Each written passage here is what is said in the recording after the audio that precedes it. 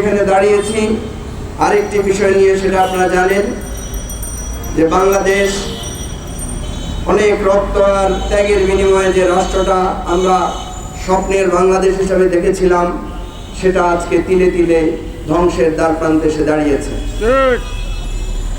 যে পুলিশ মানুষকে নিরাপত্তা দেওয়ার কথা, যে পুলিশ মানুষের জন্য কাজ করার কথা, সেই পুলিশের আইজি তিনি ক্ষমতার অপব্যবহার করে কোটি কোটি লক্ষ লক্ষ হাজার হাজার টাকা তছরূপ করেছেন এবং শত শত হাজার হাজার বিঘা জমি নিজের নামে কিনেছেন।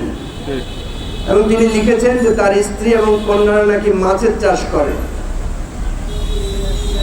এই হলো বাংলাদেশ।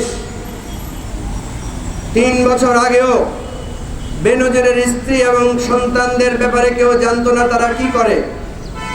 এখন এমন মাছের চাষ তারা করছেন, মাশাআল্লাহ, আজকে হাজার হাজার বিঘার জমি তারা দখল করে নিয়েছেন। একই দিনে 4টা ফ্ল্যাট কিনেছেন, আরো যা যা করেছেন সেগুলোর হিসাব তো নাই।